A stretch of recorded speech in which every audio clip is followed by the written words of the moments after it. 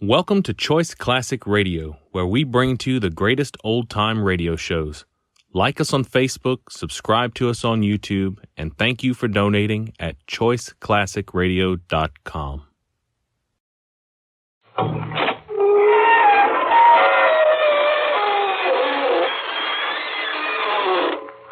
Good evening, friends of the creaking door. This is your host inviting you into the inner sanctum. Come in, come on in. Oh, come on, we love company. Simply can't do enough to them. We've got lots of games custom designed for our guests. They'll simply slay you. The favorite's called a tisket, a casket. But the game we play best is called Revival. Oh, it's wonderful. You pass out and we try to revive you. If we don't, you don't. And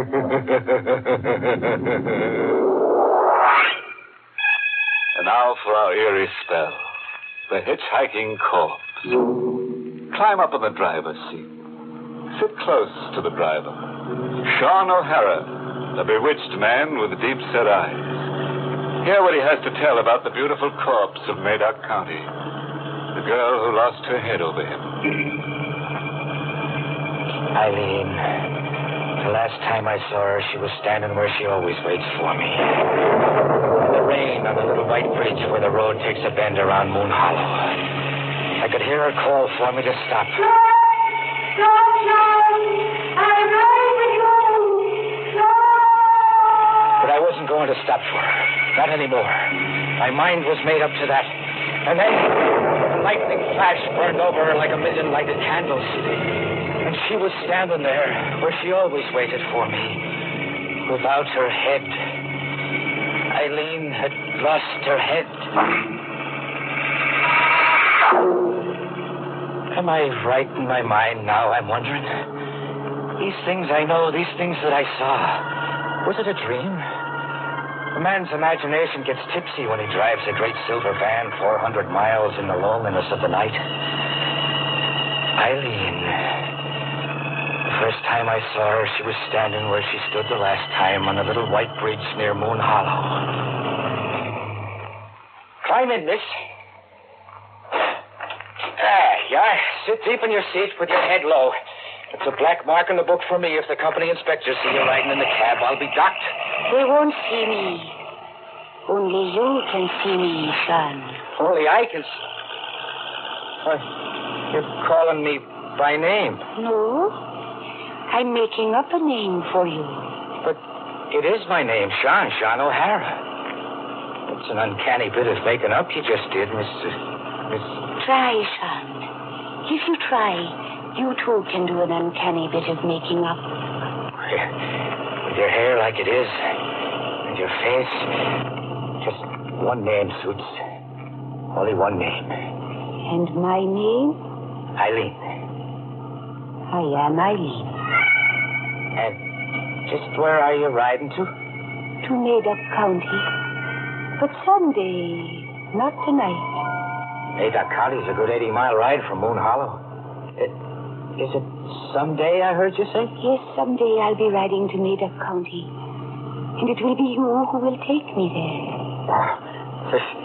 There's little to that. I always pass through Madoc. It's on my route. My people came from up there. It's a big house we once had.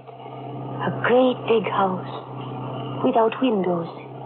Without windows, you say? There was a great hall. And a great long table. With my people sitting round it. The living and the dead. The living and the... A house without windows, and now it's the living and the dead. You're a pretty one. You're as batty as a loon. Am I really a pretty one to you, Sean? Sure. Pretty hair. Eyes to light up a man's dream.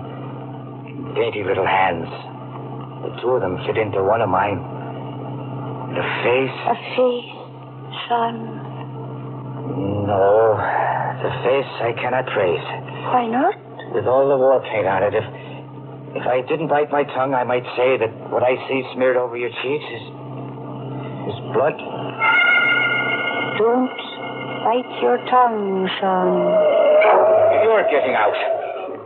trust John O'Hara to pick up a gibbering farm girl who smears her face with chicken blood. Good night to you. Good night, Sean. I'll be waiting again tomorrow night at Moon Hollow. I'll be watching for you. I watched her go, sailing off in the mist. As high as my eyes could go, I could see her riding into the sky like a night witch, and then glowing into the smoke of the moon. Her head would know, Eileen. I dreamed her up in my fat head. A man's imagination gets tipsy when he drives a great silver van in the loneliness of the night.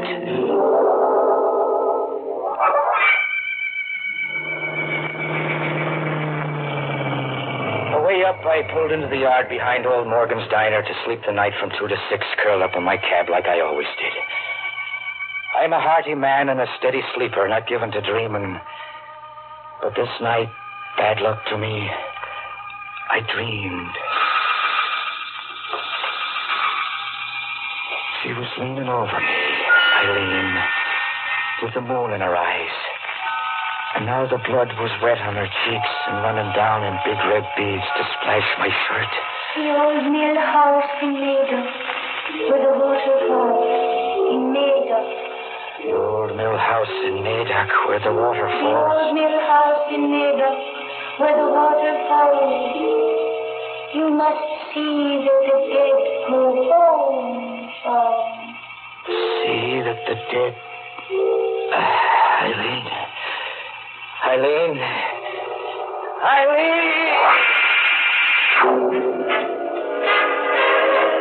But there was no Eileen. I'd been dreaming.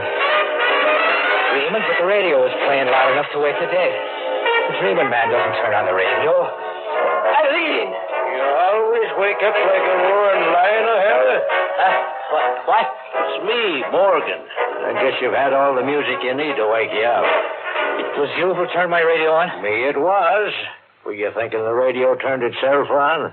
I had a dream about a girl. A nightmare's more like what you had. From the looks of you, you were thrashing about in that seat and beating yourself on the face with your fists. Beating myself. Why is that? With the blood all over your shirt. Blood. Stop looking bewitched, O'Hara, and look in your truck mirror to your nose. You gave yourself a nosebleed in your sleep, and that, my boy, was no dream.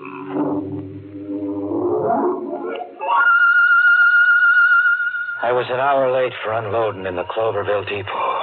O'Hara. Yeah, Red. Come over to the van a minute, where the loaders can't get an airful. Oh, you're acting funny. We got everything off the inventory calls for. But there are 3 other items. I threw a canvas cover over them before the boys got a look at them. Did you look into your van? What's under the canvas cover, Red? Coffins, O'Hara. 3 old pine wood coffins. Want to tell me something? Tell you? Oh, sure. I almost forgot about those coffins. It's a side job. Some yokel undertaker down by Moon Hollow. I'm to drop them off somewhere. Save him trucking charges that way and make myself $20 side money. Quit lying to me, O'Hara. And to yourself. Oh, lying, you say? But it's a fact, Red. Positively a fact. And I'm giving you half of the $20 for covering me. Wasn't one to pass up $20 for trucking 3 empty coffins. The coffins aren't empty, O'Hara. And you never took a job from any local undertaker either. You seem to know a lot about something. I know Route 266. I was born and raised here. What is there to know? For one thing, the red-headed witch of Moon Hollow, maybe. You might be trucking the dead for her. Eileen? Or any name you give her. She was Katie to a trucker named Conway who had your run once. To hear Conway tell it, Katie, or Eileen, was always trying to get him to take her dead out of Moon Hollow to somewhere else. To Maida College, to the old mill house. Or somewhere. Anyhow, that's how the story usually goes. But what she's really out to do is drive you crazy. How do you know there is such a girl? Those pine boxes in there. I saw them on Conway's truck once, like they're on yours now. Conway dumped them right back in Moon Hollow.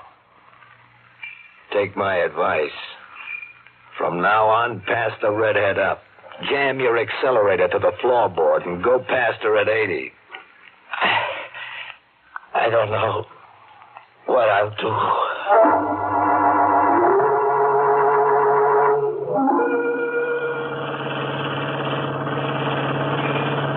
What I did, bad luck to me on the trip back, was look for the waterfalls and the old mill house. When I came to the Madoc County line, was there an old mill house where the waterfalls, I was wondering? Or was I a man looking hard to lose his mind? I brought one of the caskets to the ground. It wasn't empty, but there wasn't much weight to it either. I opened it. It held the dead, all right, but not the face or the body of the dead. It was only the skeleton. The skeleton of someone dead more years than the mind can imagine.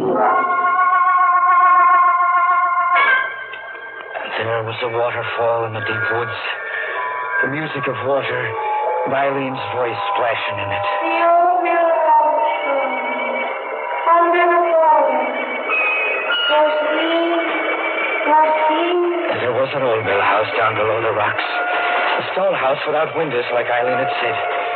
I pulled an old rusted bolt and opened the door to one great room and a table that went from wall to wall.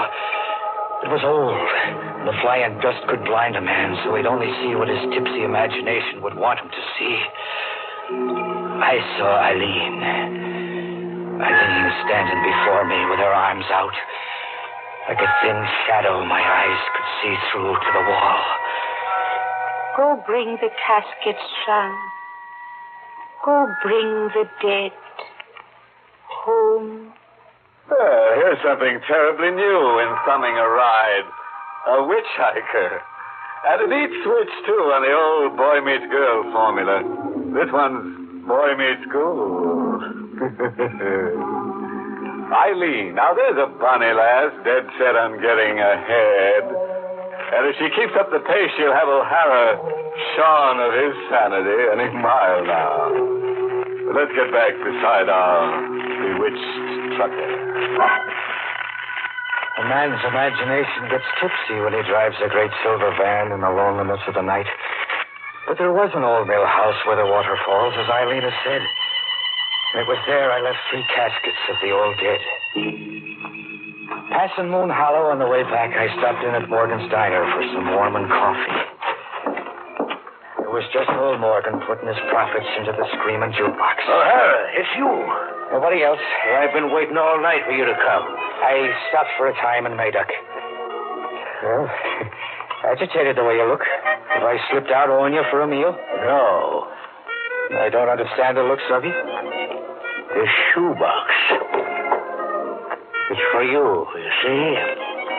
Your name's written on it. Sean O'Hara. And left by whom? The devil's own daughter. O'Hara, her face was enough to send the man hiding in his coffin. But her face all smeared with blood, was it? You have seen her, too. We are old acquaintances by now.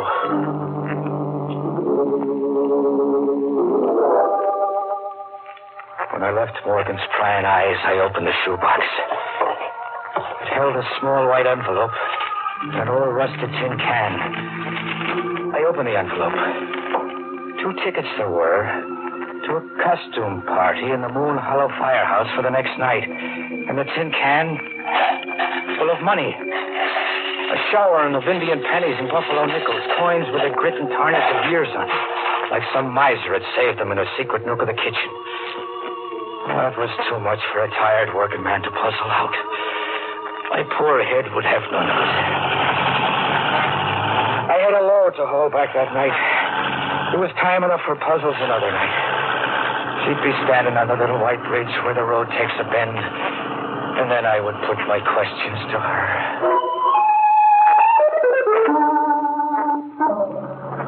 She was standing there the next night watching for me. calling for me to stop. Sean! Stop, Sean! Her hair was wild as before, and her face the same. Her dress was changed. It was a costume now she was wearing. All silk and gaiety, like she was dressed up for a party. Yes, Eileen. You weren't going to stop. For a fact, no. You'll not be riding in my cab. And I'll not be trucking your dead ancestors anymore. Not for a barrel of nickels and pennies. Here, take your money back. No. It was grandmother's savings. She wants you to have it. Oh, so there's a grandmother, too, is there? Yes. And when will she be riding along to the old mill house? Tonight, Sean. She will ride with you tonight.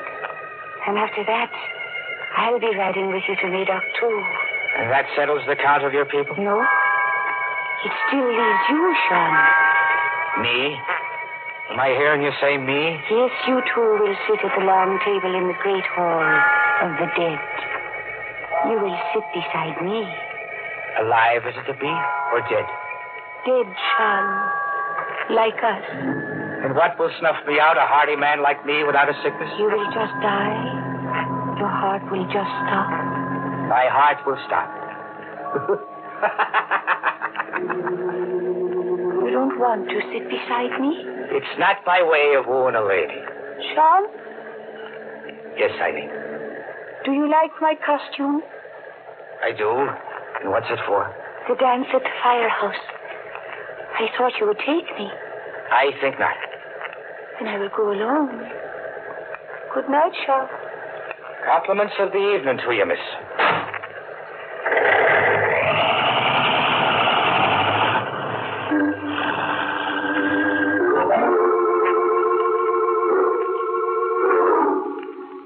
But instead of sleeping in old Morgan's yard, there I was just before the midnight hour, in the costume of a trucker with a tottering mind, and looking for Eileen in the firehouse. I found her in her silken gaiety where the Japanese lanterns were dimmest, wearing a mask like the others were, but not dancing like the others. Eileen, Sean, you're not surprised I came? I knew you'd come.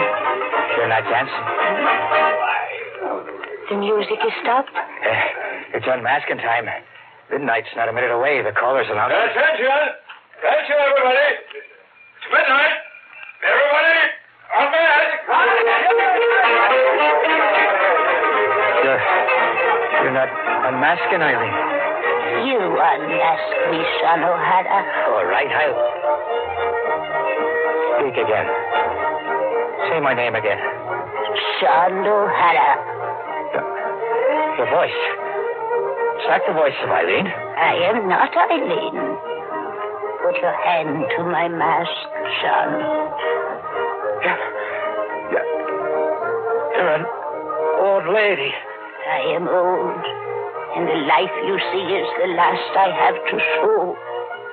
Look at me for the last time, O'Hara. I am Eileen's grandmother. But Eileen, she was here. Her hand was in mine.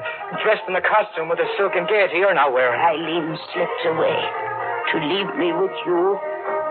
You have business with me now, Sean. Business, you say? Take me to Medoc County, the old mill house where the water falls. I'll be waiting to ride with you, O'Hara. Don't be long.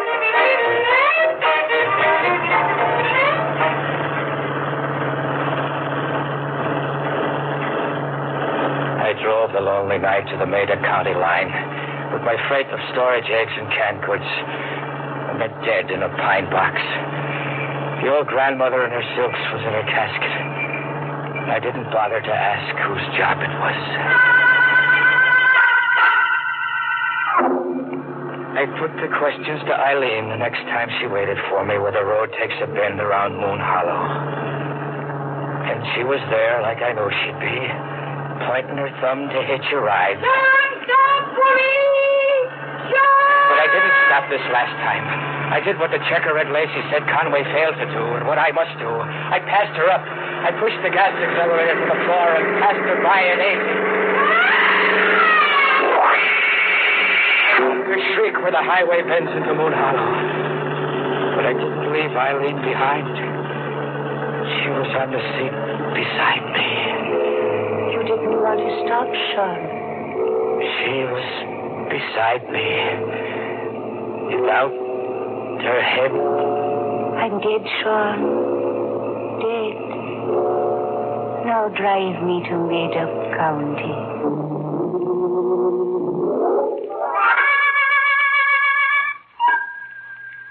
The imagination gets tipsy. The sheriff of Meda County is one to know it. And the doctor beside him looking at me with eyes of pity is one to know it, too. I hear them talking to me, but the words go sailing into the smoke of the moon. I listen, but I do not understand. You ran over her on the bridge down in Moon Hollow last night. A 20-ton truck, O'Hara. Her head was severed. I'll tell you all you need to know about Eileen Grant, her grandmother, and her people. They were run out of the old mill out of Madoc County about 30 years ago. Native superstition did that. The family was thought to have, well, call it evil powers. Where'd you take Eileen to, O'Hara? Huh? Eileen, what did you do with the body? I'll take you to her. Come, I'll take you to her.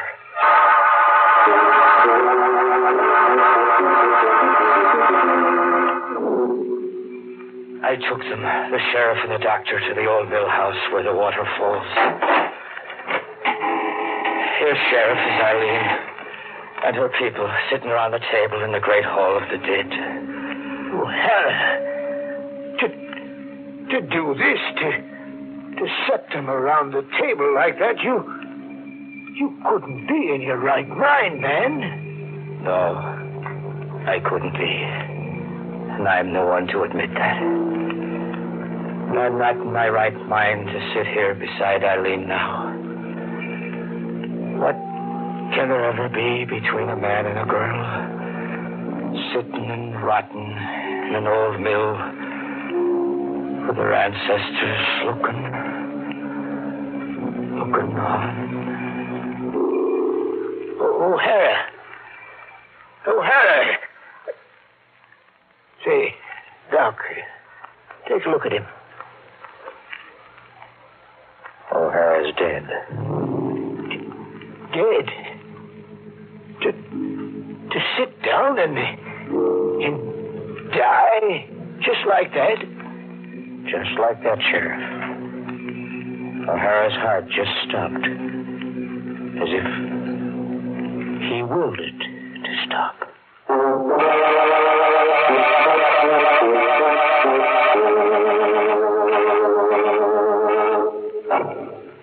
Now that O'Hara's given up the ghost, there's a job open. Somebody... As a special inducement to insanity, a pretty girl goes along with every truck. Oh, sorry, friend. I can't tell you which of the two jobs is the more harrowing. Moral? Oh, sure. I've got one carved right here on my vertebrae. This is for any motorist who runs across Eileen. Give her the go-by, Bob. All she'll get you is dead mileage.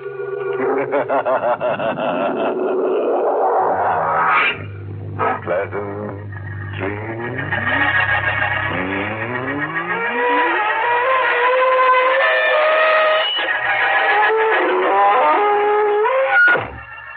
Inner Sanctum has been brought to you through the facilities of the United States Armed Forces Radio Service, voice of information and education.